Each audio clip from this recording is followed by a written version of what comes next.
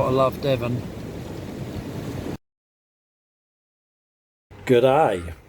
A lovely guy called Jason contacted me from Australia, having issues with his crossover boards for his Rogers Studio Ones, and a lot of emails backwards and forwards, but basically he sent me his crossovers all the way from Australia, which is pretty mad really. They only took, I think, 4 or 5 days to get here. So he watched the videos I did on my Studio Ones.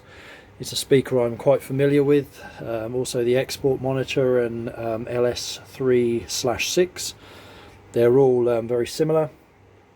The Studio One and the export monitor kind of evolved from the 3.6. So yeah, he watched my videos and got in contact. Interestingly, over the last 2 or 3 weeks, I've had 2 other people contact me about the Studio One. So I've actually got another pair of these to do in a couple of weeks, so I thought while I've got them here I'll shoot a video on the crossover rebuild. So these are the boards that Jason has sent me, and they are in a real mess.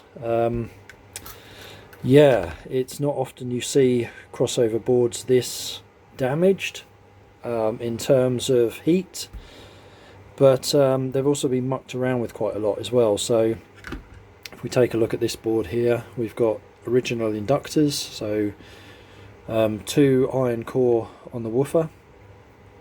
There's an 82 ohm resistor here. There should also be one across this inductor, but that's missing, but you can see that it was there, so we're missing that. We've got a little bipolar cap across, grounding out this inductor, because there's a 4th order arrangement on the woofer circuit. Couple of capacitors here for the woofer as well. We've got an 82 ohm resistor here, and then we've got a couple of, well, we should have a 2 ohm resistor here, which we have, which is on the super tweeter circuit, and this resistor here should be 2 ohm as well, but actually it's 10 ohm, which concerns me a little bit, because the tweeter on the Studio One is a 16 ohm variant of the HF1300, and if that's been replaced, I've seen it before, people have tried to compensate with this resistor. So this resistor is on the output side of the tweeter circuit for the HF1300, and I've seen people try to fit, say, a 4 or an 8 ohm HF1300 and correct it with this resistor, because this will increase the resistance the filter sees, and people try and correct. I hope that's not the case, so I will get in touch with Jason to make sure when he DC tests with his multimeter the HF1300s, he should be seeing about 12 or 13 ohms. If that's the case, then great. So yeah, this board isn't too bad. Like I say, that resistor's been replaced, but other than that, we're just missing this one. Inductors look okay, but we'll test those out completely. And the back of the board is okay. Someone soldered different cables on here. They're really dry, poor joints, so yeah, not particularly good. Right, so the other board is where the nastiness has happened. Again, we're missing this resistor, and if you look at the resistor here, so this resistor is on the super tweeter circuit, and it has got seriously hot, and so's this resistor here, and this resistor is part of the tweeter circuit, so the HF1300, and this one's got hot as well, so I'm not too sure what's going on there, but you can see it's really burnt through the board. It's okay, but I mean, these are seriously low power resistors. I can just about read it on the other. I think they're possibly 5 watts, if that. Yeah, I'd never fit anything like this again because they're just too low power. And also, same as the other board, we've got a 12 ohm resistor here where we should have a 2, So again, I'm a bit concerned about the HF 1300s Jason has in his speakers. But look at this. So someone's tried to beef up all the tracks with this braiding, and they've sort of spot soldered it here and there, and it's a bit of a mess, and that's going to be really difficult to get off. And also here you can see where the board is burnt through, so those resistors have got really hot, and I have seen this before with these low power resistors. So yeah, whilst the tweeter and super tweeter circuit compared to the woofer don't see a lot of power, little resistors like that, especially when they're in shunt, can get really hot. So I think we'll start with the easier board first, and then we'll get onto this one. Right, so first things first, we'll get this all stripped down. That's our positive in there. What I'll do at the end of this video, I'll put a schematic up of this with all the values, so you can see what's what.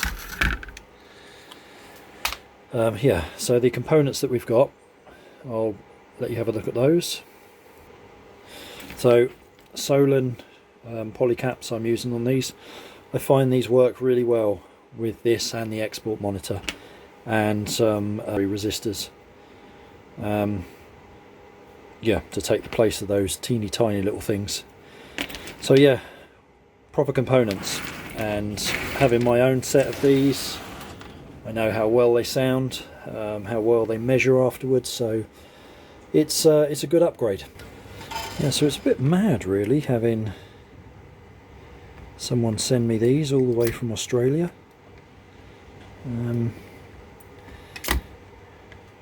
Does make you wonder sometimes, is there no one out there doing it?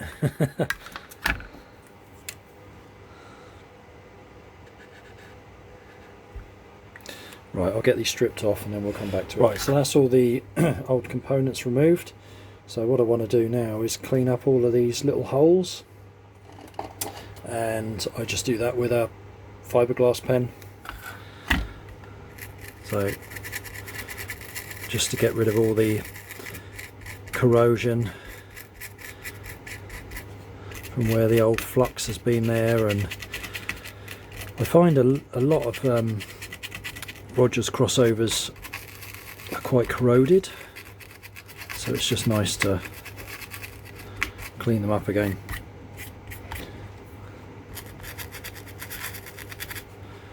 So just where other people have had a go at them and there's still residue from flux and things like that all over them, just to clean them off nicely.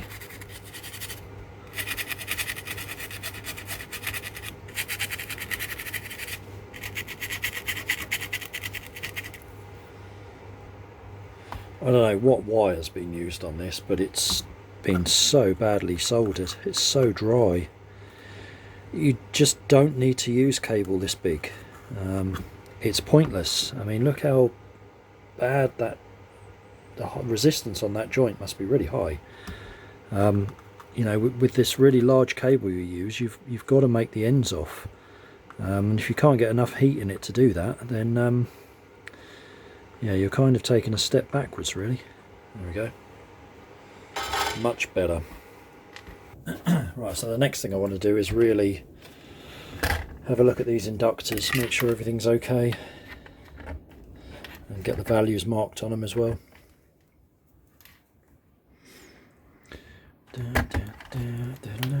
So hopefully I don't have to lift legs up on them. Nope, I can do both the woofer inductors without lifting a leg, because we've got clear ends. Right.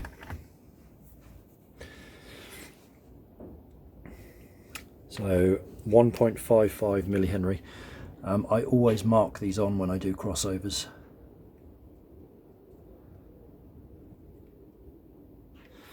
Okay, and let's test this one.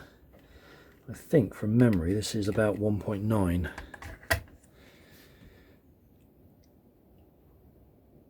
Nope, 1.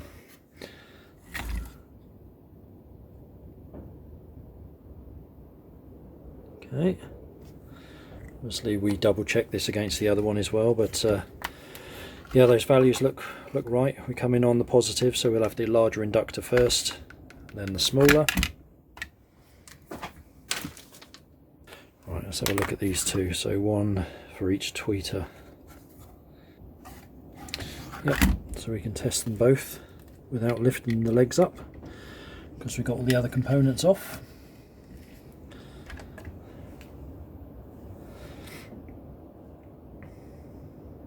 .29. That rings a bell. I'll check this on the schematic I've got.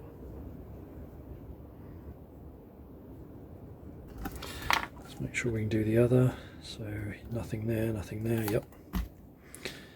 Got a feeling from memory these were similar size.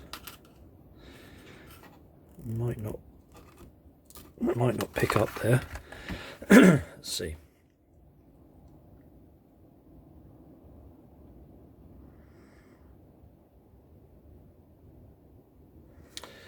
Seems too small.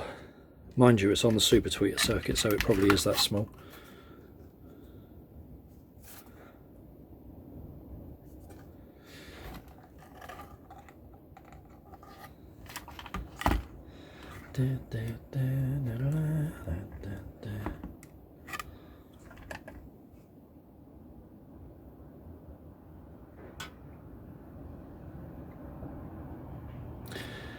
Yeah, 0.06. Okay.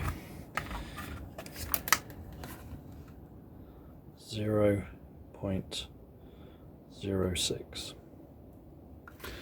Right, okay. I mean, the capacitors on the super tweeter circuit are 0.68 microfarad, so stands to reason this inductor is going to be teeny tiny. So I'll tidy these up a bit, and we can start putting the new capacitors and resistors on. Right, so hopefully you can see that okay. So what we'll start doing now is putting the components on.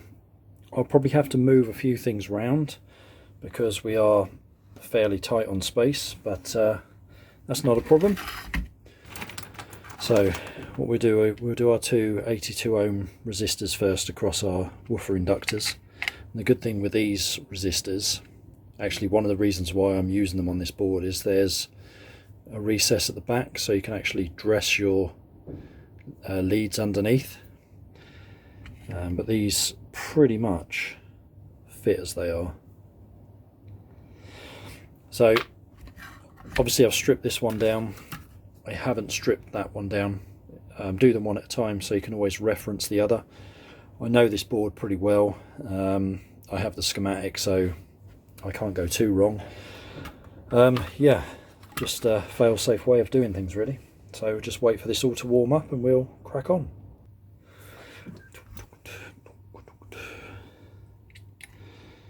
Okay.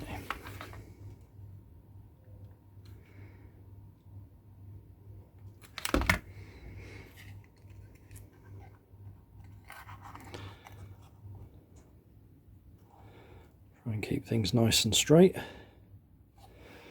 And then I don't like just leaving the legs through and soldering them.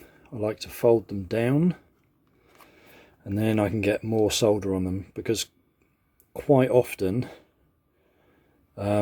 you'll get a dry joint around these, so if you can increase the contact area, definitely better.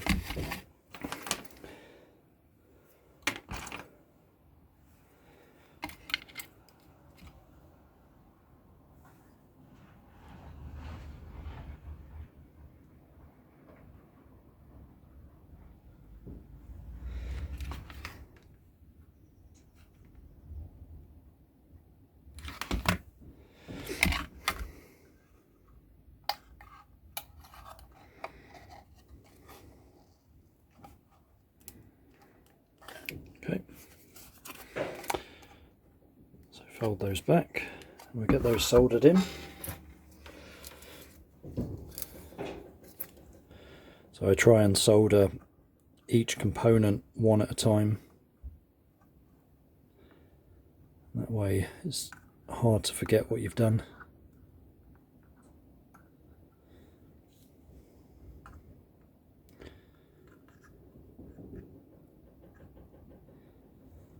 good puddle of solder over them all.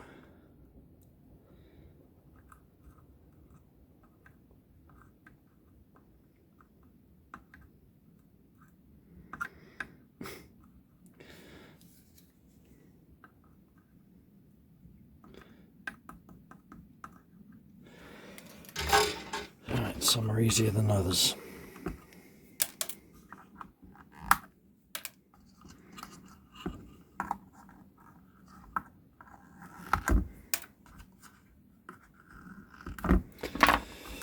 Right, so that's those two down.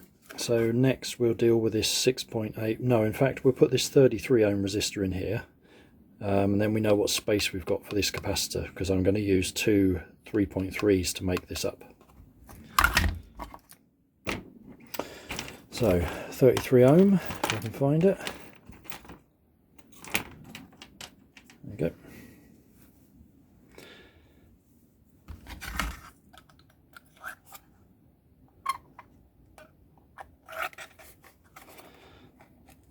Yep, so it does fit. Tight fit.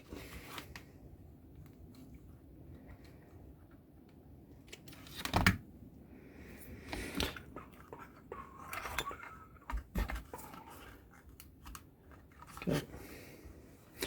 This board will get a good cleaning with isopropyl alcohol at the end.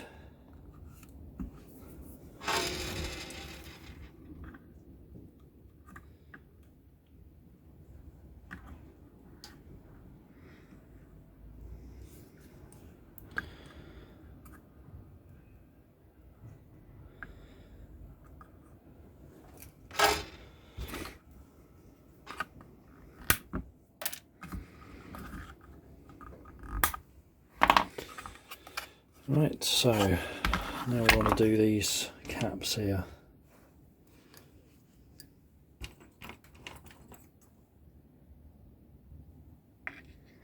So I think last time I had kind of had to stack them. Yep. Again, I want to try and keep the values visible so we can read them.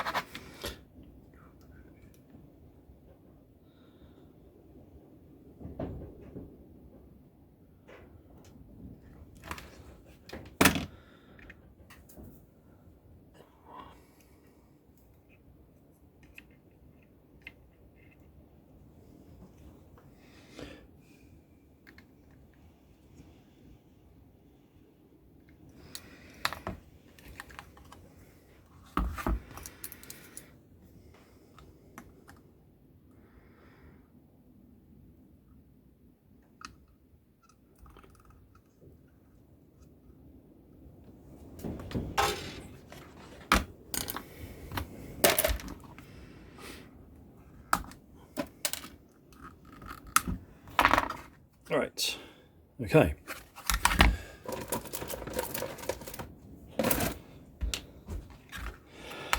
Right, get these cobwebs off from the glue gun. So next we'll do the 3.3 and the 1. Get those in. Actually, same as before, we'll get this 82 ohm resistor in because we can push it this way. So we'll start there. So we want this leg folded back a reasonable amount. Yeah, that one almost straight down. Okay.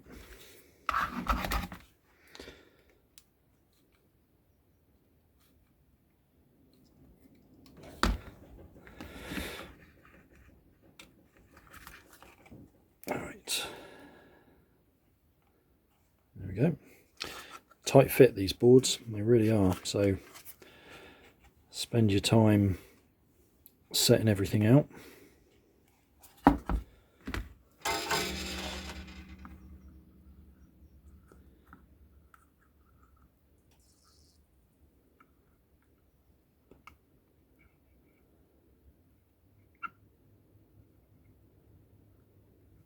There we go.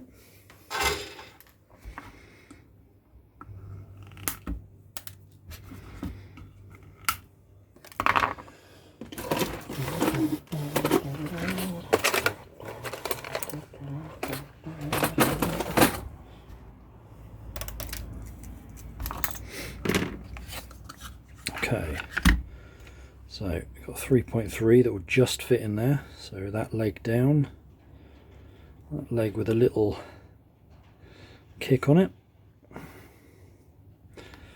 Test fit it first. We need to keep it sort of over this way, so we've got room for the one there. So I'll lift that up slightly, get some glue underneath it.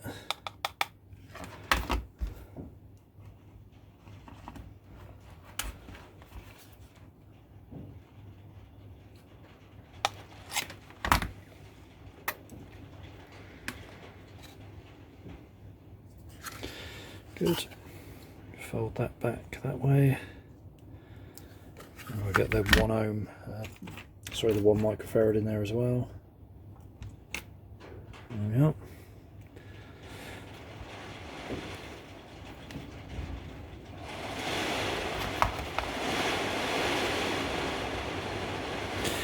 Yeah, it's raining outside, that's for sure.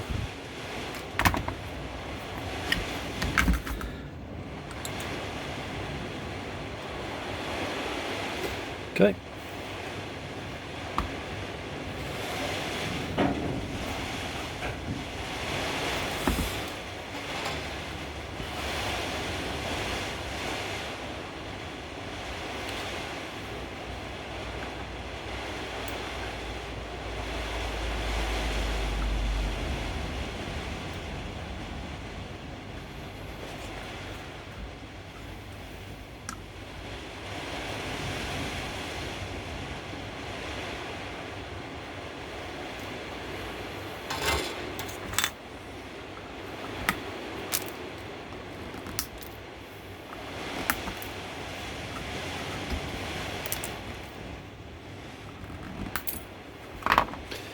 Right, looking nice and tidy.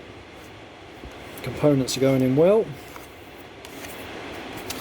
Right, let's have a look. So I think next we'll deal with this 3.3 here and push it over that way, because we struggle here. We've got a resistor to get in here. So what I might do is move this 0.68 microfarad across a bit, but we'll see. We'll get this in first. It's always good to, figure it out with one of the boards, and then when you come to do the other, it's a damn sight easier. So that goes in there nicely. So we'll glue underneath.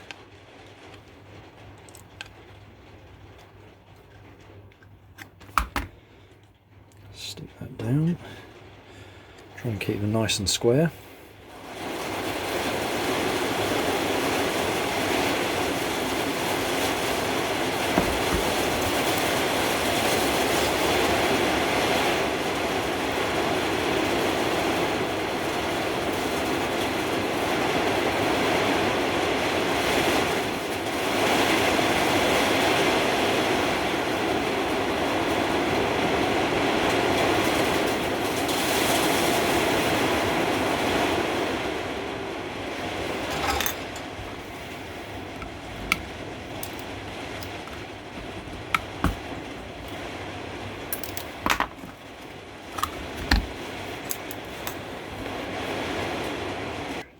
Right, so what I'm going to do with this, this is the first component the super tweeter sees. So this is our 2 ohm resistor.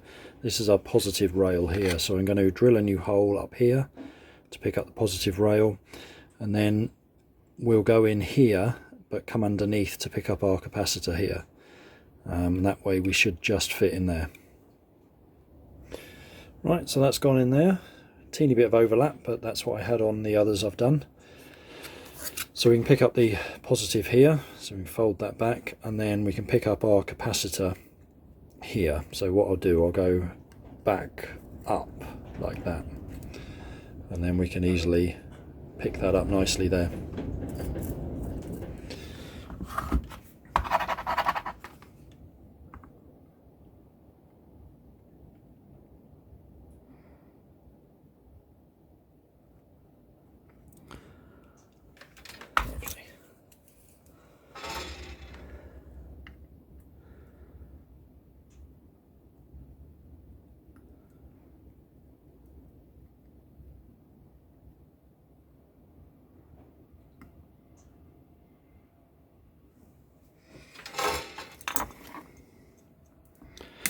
I've had quite a few emails recently about the super tweeters on these speakers.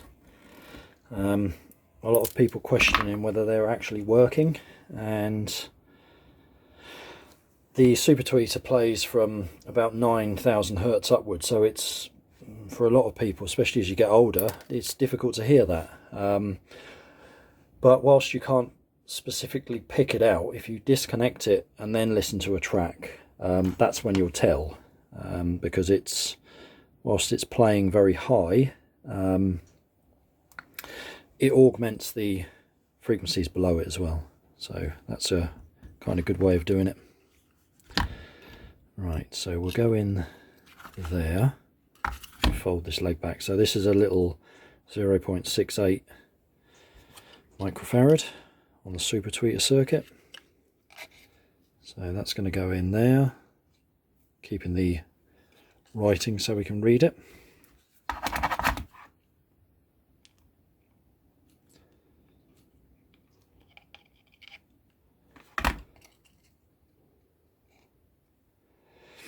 Okay, fold that back, fold that across.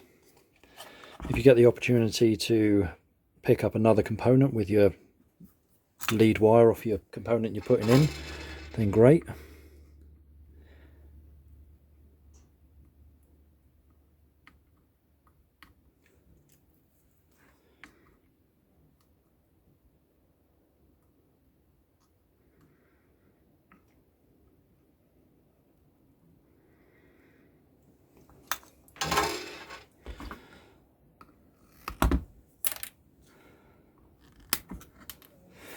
So what I'll do now that's had all the heat it's going to see, let's just go over that resistor wire.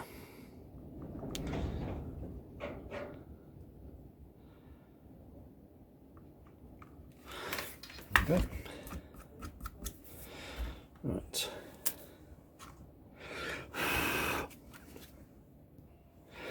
Right, so we're not doing too badly space-wise, so now we've got a 3.3, so we'll get that in and push it over that way a bit.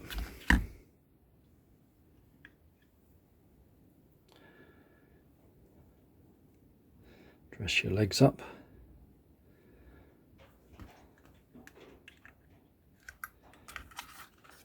Okay, so we can do that. So we get some glue underneath.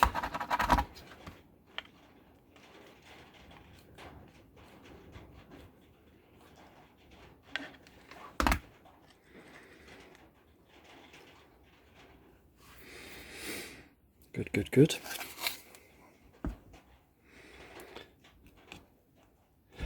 I think when you're rebuilding these, you've got to accept that there is a limit to how neat you're going to get these.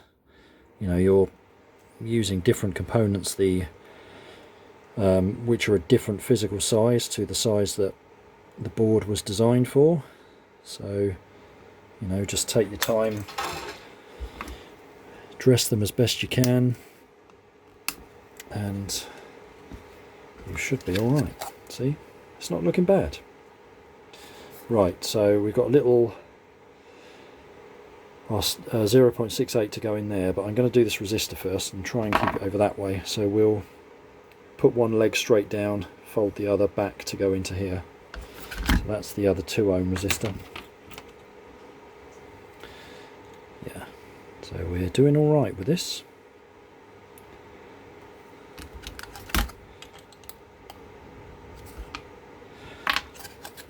I'll not drill these out. Nope. Slacking, Casey, you're slacking.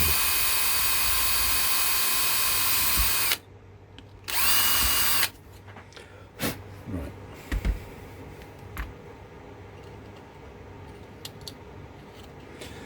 Okay, so that's going to go in like that. Lovely.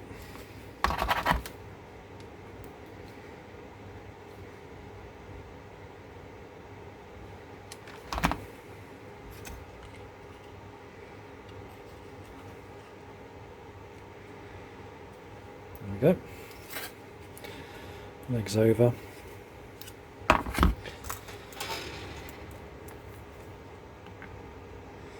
So like I say, if you do these one at a time, chances of you forgetting to solder something is quite heavily reduced. Obviously you're going to check everything afterwards anyway.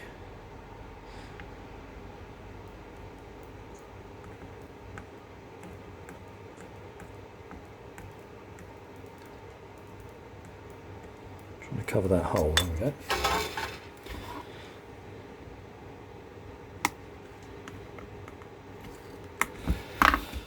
Because again, what I always do at the end is go around with the multimeter and check all of this, make sure we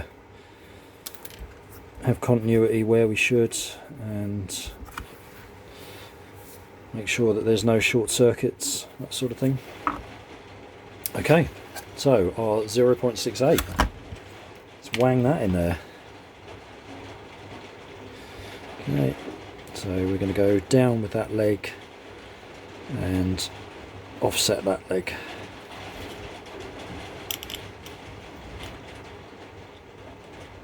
So like that.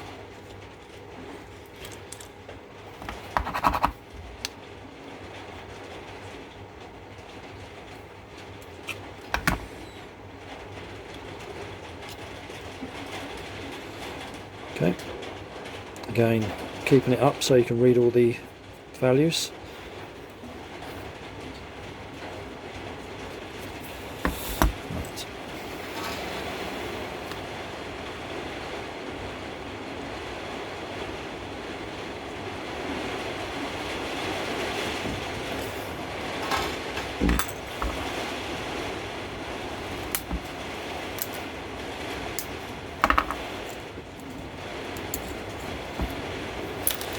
Okay, right, so that's one board done. Very nice indeed. So what I'm going to do the other board off camera, and then we need to solder on some new cables, label those up, and then test it. Getting this stuff off is a fun old job, not.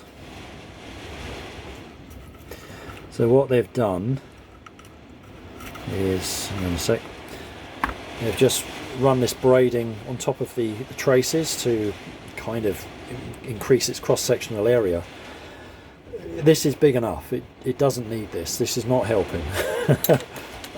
After it comes off, these are pre-tinned, so I can kind of neaten it back up again, kind of reset it just by rubbing the iron across it. So yeah, it's coming off fairly well. I thought I might have to use my larger iron, but it's coming off. It always amuses me, all these little upgrades people do, or apparent upgrades that they think is going to help.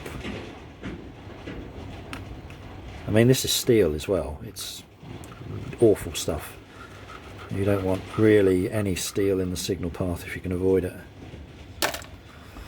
Anyway, I'll crack on. So whilst unsoldering this, we do have a break in the trace here. So it might have been one of the reasons why this was done, but that's the only break we've got so far. So I'll bridge that properly. No problem. Right, so working on the other board now, and interestingly, this inductor was open circuit. This is on the HF 1300, so I found the break in it, so I've twisted it back together and soldered it up, and it tests up okay, so all is good. So yeah, that's not the cause of these burning out. I've pulled out the caps on the on this circuit just in case it's anything to do with them, but yeah, it's nothing to do with those. Yeah, so while soldering on the lead wires on this board, which I've now finished, I'm going to go do the lead wires on the other one with you guys. I've noticed that on the HF 1300 circuit we're missing an 82 ohm resistor, which should be on that pin there and that little pin there, in there, and that goes across the HF 1300, and we're missing that, and that wasn't on either of the boards. So yeah, I need to put that in. Yeah, these have been mucked around with a lot. So Jason, I doubt these were sounding particularly great compared to what they should be like when everything's back together properly. I've also used something a bit better on the super tweeter circuit, resistor wise. So yeah, coming along. So there we are. So that's the other 82 ohm resistor in there, and our wires on. Right, okay, let's get the other board done. So this one's done now. As we found out, we were missing an 82 ohm resistor, which runs across the HF 1300. It explains why there was a couple of bits and pieces there and there cut off, so that obviously at some point there was a resistor there, and yeah, it's been cut off at some point. So this one's done. Obviously we got that burn mark there, but the board is still okay. So right, let's get some wires soldered in.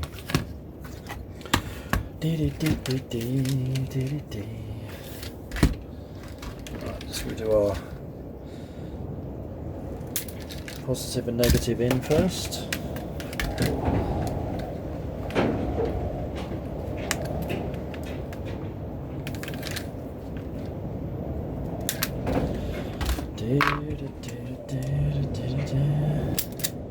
It is so windy outside.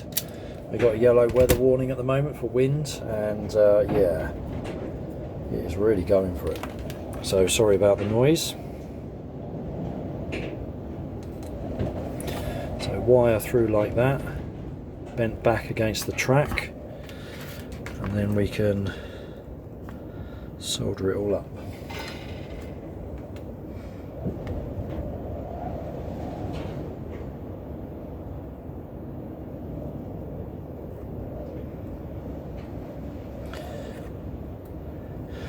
What I'm also doing with these is gluing them as well, because I've found that otherwise the wires will pull on the track, so I glue them as well.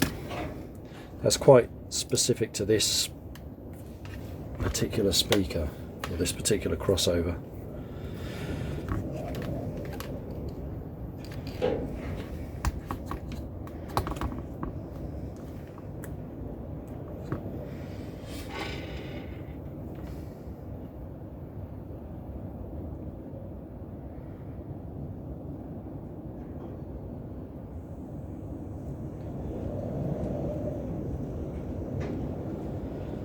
Nice. Okay.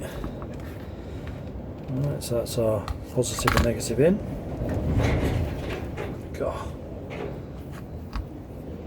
It's so windy out there, unreal.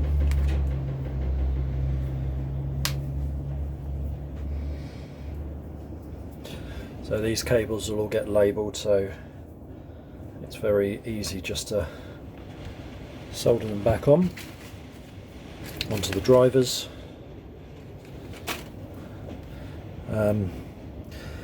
So yeah, on this the woofer is connected in phase, which is always the case. The other drivers reference the woofer.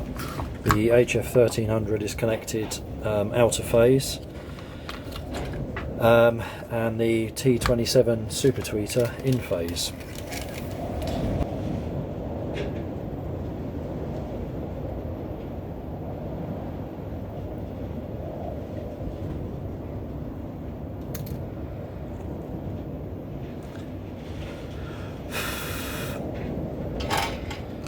Okay.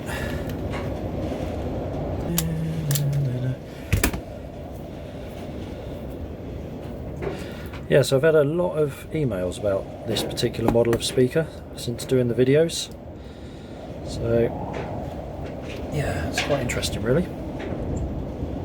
Lots of people just asking what components I used. Lots of people asking whether there's a way of testing whether the T27's working or not. And like I say, it's difficult to hear sometimes because it plays up so high. Right, so that's our T27. Negative, positive.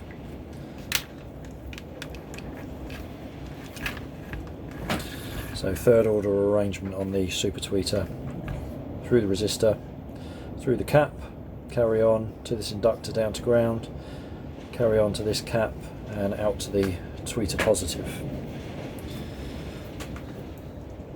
The woofer's a fourth order and the HF1300 is a third order, I think, from memory. I'm looking at that, yeah. There's a lot of resistors in here.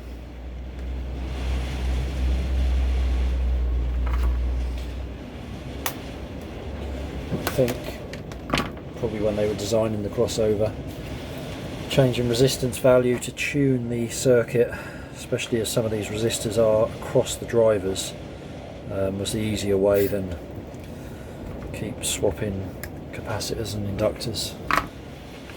Right, so HF1300. So red for our positive. So the 1300 is connected out of phase. So we have to be mindful of that when we're soldering the wires in.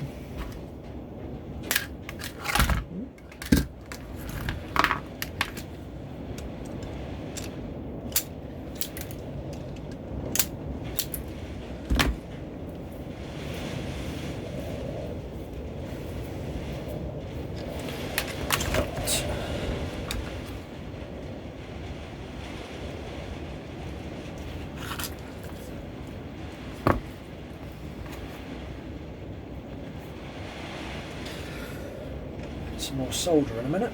I'll use this stuff.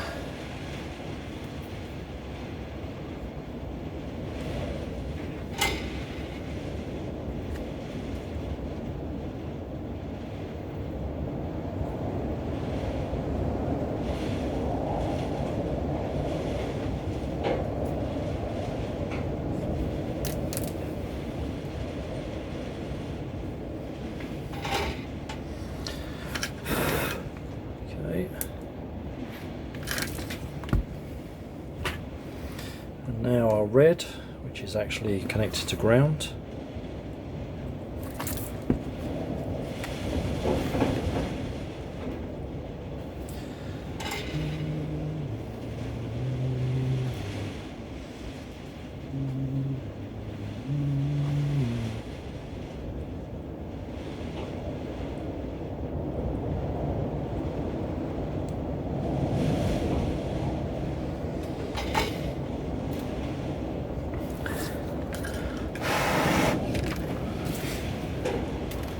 Okay.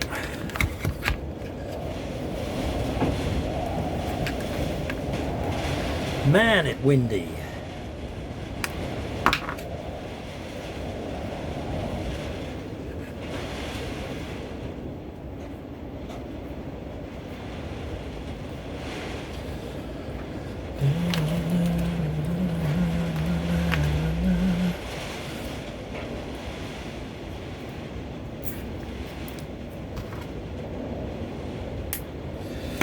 Okay, woofer. So for the woofer, I'm using white and green.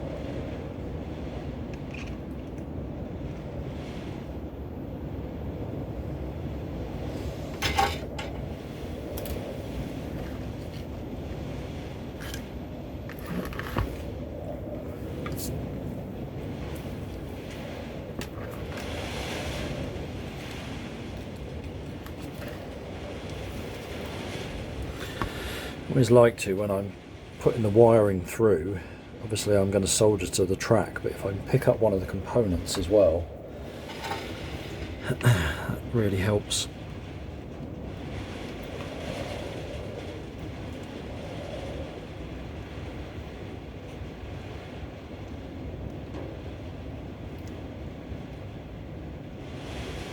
Okay.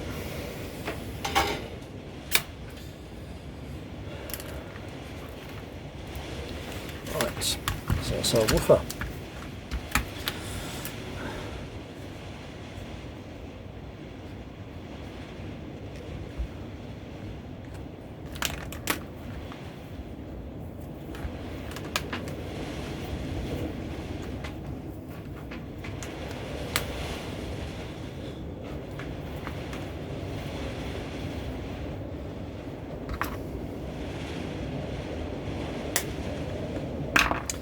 Right, there we go. So next thing I'm going to do is just run some glue around these to tidy them up, and job done. So just to correct a little error I made in the video, on the T27 it comes pre-fitted with a black and a blue lead wire, and it's the blue that's the positive and the black is the negative. So I got these wrong in the video. So what I've done is identified them at the end here with some heat shrink. These will all be fully labelled anyway. So our woofer is connected in phase, our HF 1300 is connected out of phase, and our T27 super tweeter is connected in phase. So yeah, just to correct that little one in case it confused anyone, I will stick the schematic diagram that I put together in CAD, like I do with all the crossovers that I get, at the end of the video.